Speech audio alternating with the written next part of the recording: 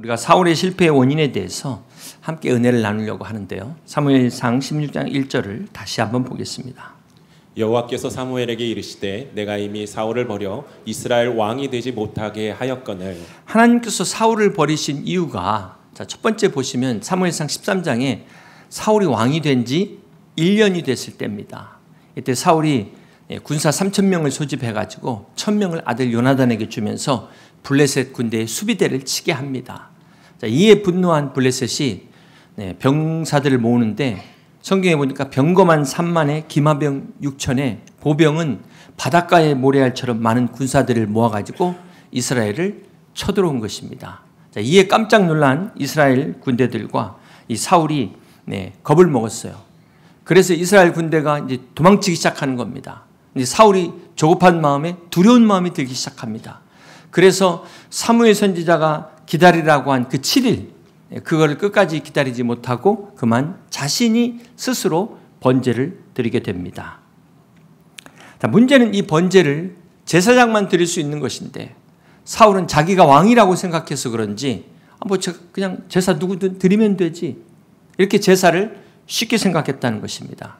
이렇게 사울이 하나님의 영적인 질서를 무너뜨린 것이 하나님께서 사울을 버리신 첫 번째 이유가 됩니다. 그렇다면 왜 사울은 끝까지 기다리지 못하고 자신이 직접 제사를 드렸을까요? 이 사울이 블레셋의 대군을 보고 자기도 놀랐어요. 또 도망치는 군사들을 보자 초조한 마음에 두려움이 들기 시작한 겁니다. 이렇게 기다리다가는 그나마 다 도망가게 생겼다. 그래서 한 명이라도 더 붙잡으려고 자기가 직접 제사를 드리게 됐던 것입니다. 결국 사울은 눈앞의 현실에 굴복한 겁니다. 두려움을 이기지 못해서 해서는 안 되는 선을 넘어갔어요. 결국 이 일로 인해서 사울의 두려움이 진짜 현실로 다가옵니다. 사무엘상 13장 13절을 보시겠습니다. 사무엘이 사울에게 이르되 왕의 망령 때에 행하였도다. 왕이 왕의 하나님 여호와께 왕에게 내리신 명령을 지키지 아니하였도다. 그리하였더라면 여호와께서 이스라엘 위에 왕의 나라를 영원히 세우셨을 것이늘 지금은 왕의 나라가 길지 못할 것이라. 여호와께서 왕에게 명령하신 바를 왕이 지키지 아니하였으므로 여호와께서 그의 마음에 맞는 사람을 구하여 여호와께서 그를 그의 백성의 지도자로 삼으셨느니라 하고. 사울이 하나님을 두려워하지 않은 결과가 하나님께서 그를 포기하는 진짜 두려운 일이 벌어진 겁니다. 이후부터 사울은 진짜 두려움에 떨어야만 했습니다. 사랑하는 성도 여러분, 여러분은 무엇을 두려워하십니까? 우리가 진짜 두려워해야 될 것은 지금 눈앞에 보이는 현실이 아니라 살아계신 하나님을 두려워해야 됩니다. 하나님께 불순종하는 것을 두려워해야 되는 것입니다. 우리가 정말 두려워해야 될 것은 이 세상의 두려움이 아니라 하나님을 경외하는 이 두려움을, 거룩한 두려움을 가질 때 우리가 세상을 두려워하지 않고 끝까지 승리할 수 있음을 믿으시기를 바랍니다. 사랑하는 성도 여러분, 이 사울이 기다리지 못하고 자신이 직접 제사를 드린 두 번째 이유는 사울이 제사, 즉 예배를 그냥 형식적인 절차로만 생각했다는 것입니다. 전쟁에 나가는 군사들의 사기를 높이는 수단으로 생각했다는 것입니다. 한마디로 이 제사의 의미를, 이 제사의 중요성을 알지 못하는 것입니다. 여러분, 이 제사의 본질이 무엇일까요? 예배의 본질이 무엇입니까? 이 제사, 예배는 우리의 소원을 이루는 도깨비방망이가 아닙니다. 이것은 하나님의 뜻에 순종하는 믿음의 표현입니다. 우리의 예배는 하나님을 향한 믿음의 고백이 되어야 되는 것입니다. 그런데 사울에게 있어서 예배는 단지 전쟁을 치르기 위한 요식행위에 불과했다는 것입니다. 그러니까 제사장이 아니더라도 그냥 제사만 드리면 되지, 이렇게 생각했다는 거예요. 사랑하는 성도 여러분, 구약의 레위기는 제사에 대해서 아주 상세하게 기록하고 가르쳐주고 있습니다. 이것은 오늘 우리의 예배가 그냥 내 마음대로 드리는 게 아니에요. 그냥 아무렇게나 드려서는 안 된다는 것입니다. 여러분은 이 본질과 형식 중에 뭐가 중요하다고 생각하십니까? 형식과 본질 중에 뭐가 중요할까요? 물론 당연히 본질이 중요하죠. 그런데 한번 생각해 보세요. 진짜 본질을 중요하게 생각하는 사람은 형식도 중요하게 생각합니다. 예를 들어서 여러분이 선물을 드릴 때, 정말 마음에 담은 선물을 드릴 때 어떻게 드리세요? 이게 마음이 중요하니까 그냥 받아 하고 봉투에 대충 넣어갖고 줍니까? 오히려 마음이 더 깊이 담긴 사람일수록 포장도 더 정성스럽게 더 이쁜 걸로 신경을 쓰잖아요. 이것이 바로 신령과 진정으로 영과 진리로 드리는 예배의 의미라는 것입니다. 진실로 진정한 본질을 추구하는 사람은 반드시 형식도 함께 갖추게 된다. 형식을 절대로 무시하지 않는다는 것입니다. 그렇게 볼 때 우리가 하나님께 드리는 예배와 신앙생활도 마찬가지입니다. 물론 형식에 너무 매여가지고 본질을 잃어버리는 것은 잘못된 것이지만 반대로 본질만 중요하다고 형식을 무시하는 것도 또한 똑같이 잘못된 것입니다. 그러므로 사랑하는 성도 여러분, 우리는 항상 균형 잡힌 신앙이 되어야 된다. 그래서 영육 간에 강건하시고 이 본질을 지키되 형식도 소홀하지 않는 그런 영과 진리로 예배하는 여러분 다 되시기를 주님의 이름으로 축복합니다. 사랑하는 성도 여러분, 사울이 버림받은 첫 번째 이유가 제사 때문이에요. 이 예배 때문에 버림받았다는 게 충격적이지 않습니까? 예배를 통해서 복을 받지는 못할 망정 저주를 받는다는 게 이게 웬 말입니까? 사무엘 선지자는 사울의 예배를 13절에서 뭐라고 말했습니까? 망령 들었다고 그랬어요. 노망 들었다고 이야기한 겁니다. 사실 사울이 전쟁을 일으킨 것도 하나님의 뜻을 먼저 물어보지 않고 자기 마음대로 일으키더니만 제사도 자기 마음대로 하는 것을 보게 됩니다. 오늘 이 사울과 같은 성도들이 있다는 거예요. 자신의 성공과 출세를 위해서 예배를 이용하는 도구로 삼는 사람들이 있다는 것입니다. 사울이 하나님의 명령을 무시하고 예배를 통해서 하나님께 영광을 돌리고 영화롭게 하기보다는 자신의 영광을 취하고 자신의 왕권을 강화하기 위하여 예배를 이용했다는 것입니다. 이것이 사울이 하나님께 버림받은 이유입니다.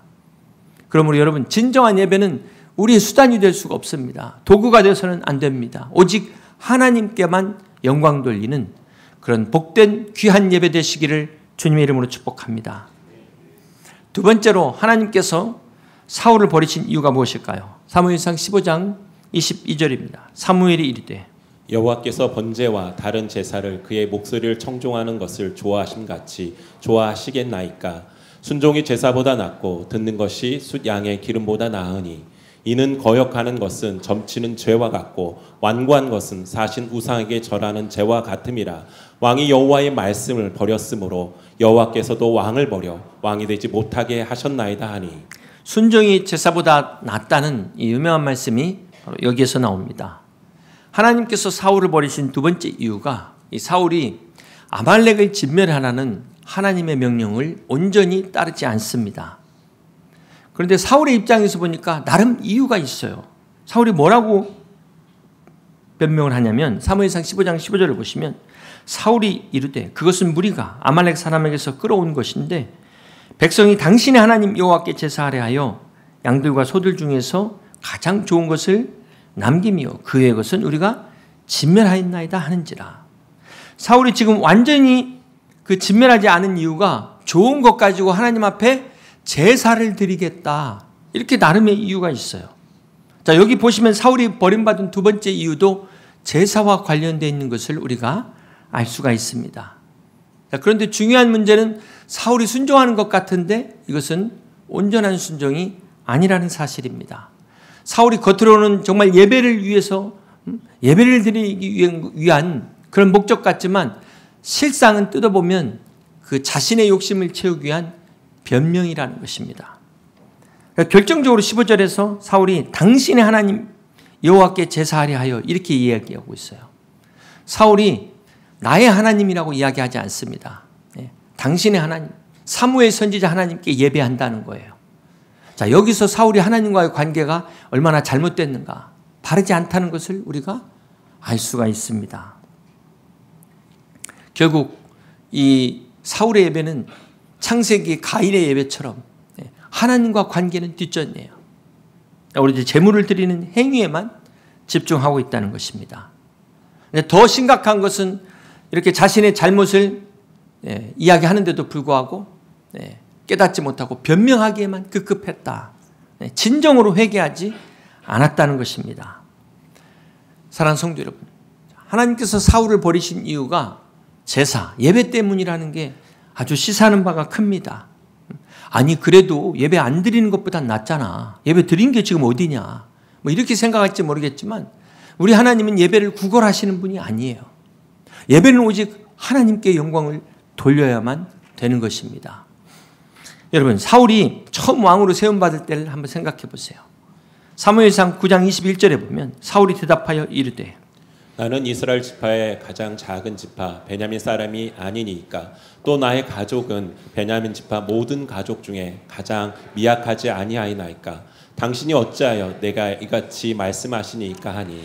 사울이 나의 가족이 가장 미약하지 아니하냐, 이게 지금 그냥 겸손해서 한 말이 아니고 실제로 미약한 가정입니다.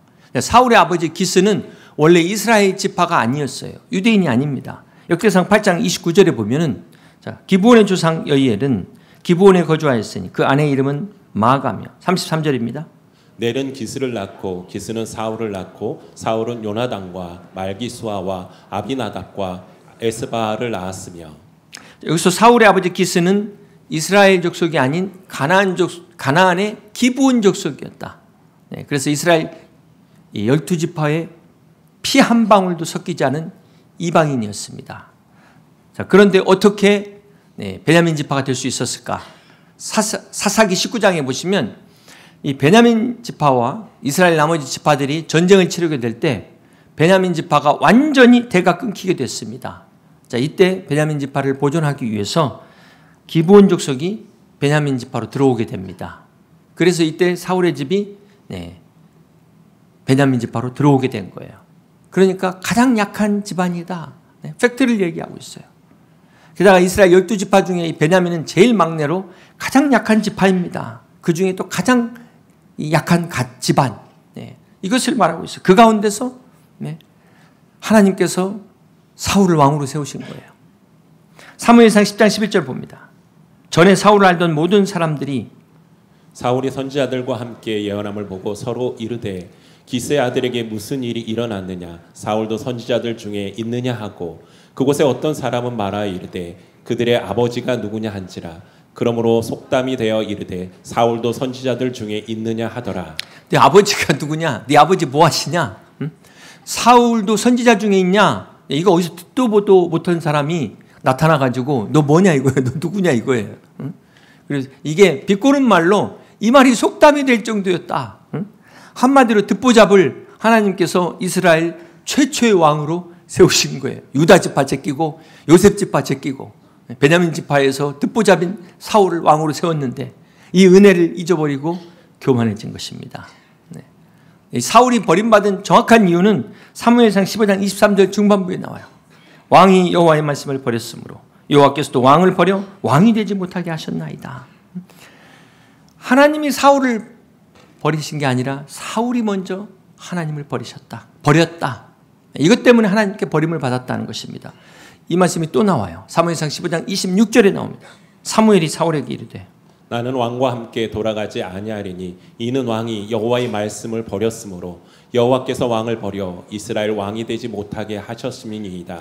사울 왕이 여호와의 말씀을 버렸다 2번이나 기록되고 있습니다. 자, 여기서 사울의 실패의 원인은 사울 자신에게 있다. 그렇습니다.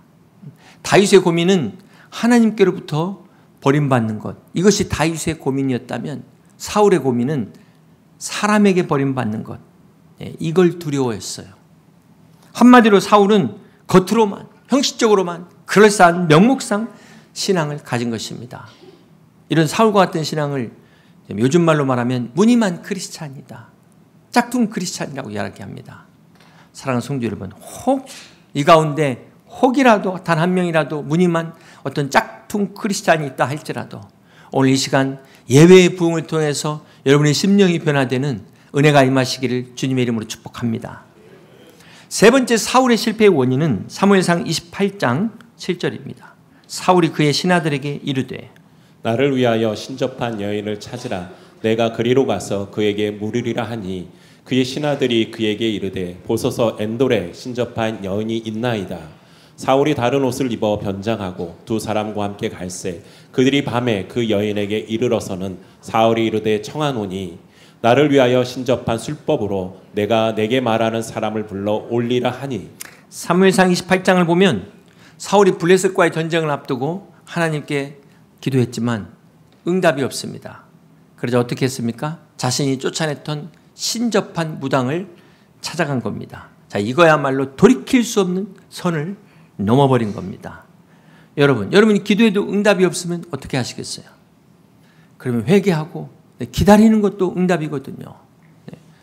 그렇게 자신을 돌아봐야 되는데 응답이 없다고 무당을 찾은 것이 사울이 실패한, 결정적으로 사울이 망한 세 번째 원인입니다. 레위기서 20장 6절을 보시면 접신한 자와 박수무당을 음란하게 따르는 자에게는 내가 진노하여 그를 그의 백성 중에서 끊으리니. 여러분, 구약에 하나님께서 그 가증하게 여기시는 죄, 그냥 죄도 아니고 하나님이 가증하게 여기는 죄 중에 바로 우상숭배와 무당을 찾는 거예요. 그런데 안타깝게도 오늘날 교회 다니면서도 점집을 찾는 사람들이 있다는 거예요. 여기 말고 다른데. 마치 독약을 이거는 그냥 재미로 한번 맛보는 것과 같은 위험한 겁니다. 여러분, 이 선물을 영어로는 기프트인데 이 기프트가 독일어로는 독이라는 뜻을 갖게 돼요. 독. danger를 독일어로 발음하면 단거가 됩니다. 단거. 그러니까 독일 사람이 기프트라고 해서 이거 선물로 알고 받았다가는 큰일 나는 거예요.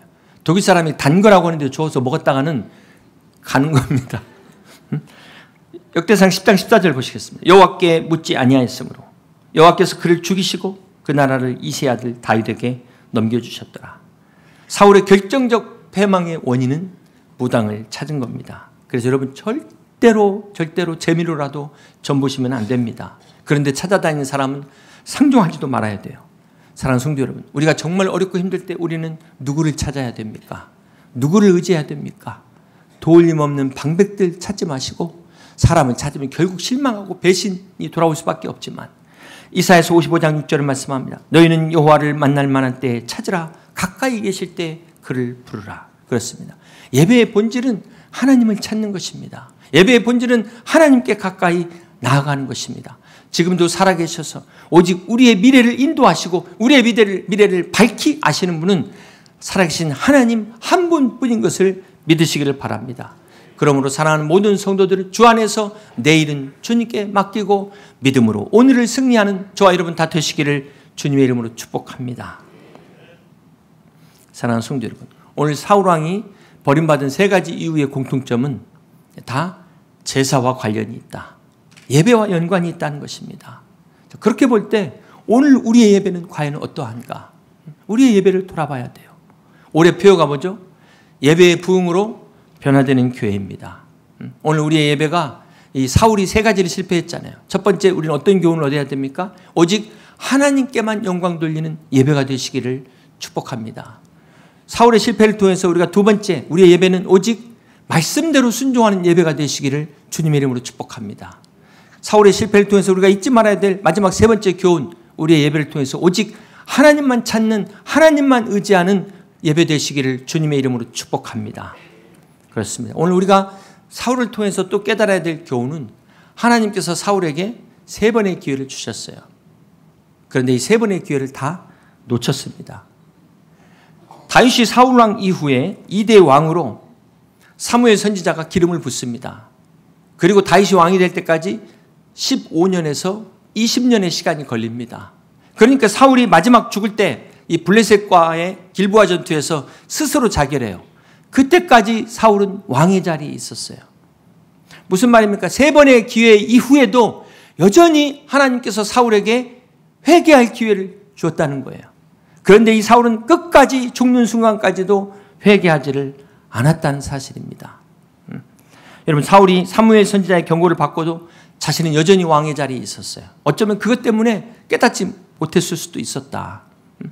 이게 바로 영적인 무감각이라는 것입니다. 사울은 세 번이나 불순종했어도 자기는 여전히 왕이야. 이게 하나님이 회개할 기회를 여전히 주시는 건데도 자기는 지금 당장 별일이 없다고, 이상이 없다고, 문제 없다고 착각하고 있는 거예요. 여러분, 고난이 닥쳐오고 어려움이 와야만 우리가 회개합니까? 하나님께서 우리에게 평탄하기를 주실 때도 빨리 정신을 차리고 잘못됐다면 하나님 앞에 돌아올 수 있는 여러분 되시기를 주님의 이름으로 축복합니다. 오늘 본문 사무엘상 16장은 하나님께서 사울을 버리신 후에 다음 왕으로 다윗을 세우시기 위하여 사무엘 선지자를 이새의 집으로 보내 다윗에게 기름을 붓는 내용입니다. 우리 1절을 다시 한번 보시겠습니다.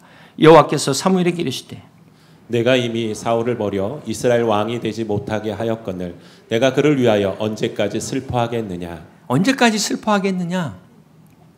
이제는 방법이 없습니다. 이제 하나님이 더 이상 기회를 주시지 않습니다. 언제까지 주저앉겠느냐. 주저앉아 있겠느냐. 너는 뿔에 기름을 채워가지고 가라. 내가 너를 베들레헴 사람 이새에게로 보내리니 이는 내가 그의 아들 중에서 한 왕을 보았느니라 하시는지라. 자, 이렇게 하나님께서는 슬퍼하는 사무엘에게 더 이상 슬퍼하지 말라.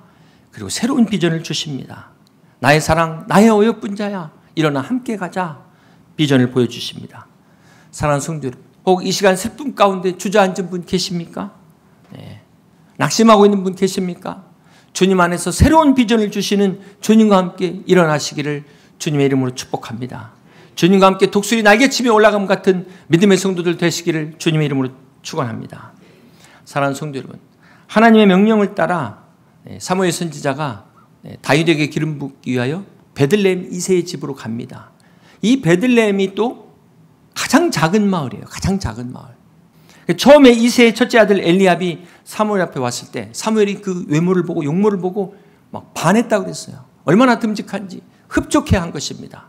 그런데 7절에 여호와께서 사무엘에게 이르시되 그의 용모와 키를 보지 말라. 내가 이미 그를 버렸노라. 내가 보는 것과 사람과 같지 아니하니 사람은 외모를 보거니와 나 여호와는 중심을 보느니라 하시더라. 네, 이 주옥 같은 말씀, 사람은 외모를 보거니와 나 여호와는 중심을 보느니라. 이 말씀이 또 여기서 나옵니다. 여러분, 사무엘이 선지자로 활동할 동안 얼마나 많은 사람들을 만났겠습니까? 겪었겠습니까? 사무엘이 사리분별도 탁월한데 지혜가 출중한데 사람 보는 안목이 왜 없었겠습니까? 그런데 그런 사무엘도 인간이기 때문에 하나님의 뜻을 쉽게 구별하기가 쉽지 않다는 거예요. 다윗의 진실함은 자기가 보는 시선과 하나님의 시선이 일치하고 있다. 이게 진짜 진실함이라는 것입니다. 오늘 우리도 다윗처럼 우리 자신을 하나님의 시선으로 바라볼 수 있는 여러분 되시기를 주님의 이름으로 축복합니다. 그리고 뿐만 아니라 옆에 있는 다른 사람들도 하나님의 시선으로 바라볼 수 있는, 그래서 교회가 진정한 하나님의 마음을 함께하는 하나님의 공동체가 되는 우리 여의도 침례교회가 될 수 있기를 주님의 이름으로 축복합니다. 사랑하는 성도 여러분, 다윗의 형제들이 지금 사무엘 선지자 앞에 서 있을 때 다윗은 양을 치고 있었습니다. 이것은 다윗이 집안에서조차 인정을 못 받았어요. 아버지한테조차 인정을 못 받은 다윗이었지만 그는 그 상황에서도 무엇을 했습니까? 어떻게 하고 있었습니까? 묵묵히 자기에게 주어진 일을 충실하게 감당했다는 거예요. 이것이 오늘 하나님 앞에 올바른 동기를 가진 사람들의 태도라는 것입니다. 비록 아무도 나를 인정해 주지 않아도, 심지어 우리 가족 아버지까지 나를 인정하지 않는다 할지라도 나에게 주어진 일에 최선을 다하는 것, 이것이 하나님 앞에 바른 동기를 가진 성도의 자세인 것을 잊지 마시기를 바랍니다. 여러분, 다윗의 시편 23편 1절에서 여호와는 나의 목자시니 내게 부족함이 없으리로다 이렇게 고백할 수 있었던 것은 바로 남이 사모라든 하나님이 나와 함께 하시는 이것만이 나의 기쁨이요 나의 행복이요 나의 진정한 만족이기에 내가 부족함이 없다 이렇게 고백할 수 있었던 것입니다. 진짜 부족함이 없어서가 아니라 부족하고 연약한 가운데서도 부족함이 없다는 믿음의 고백이 가능했다는 것입니다.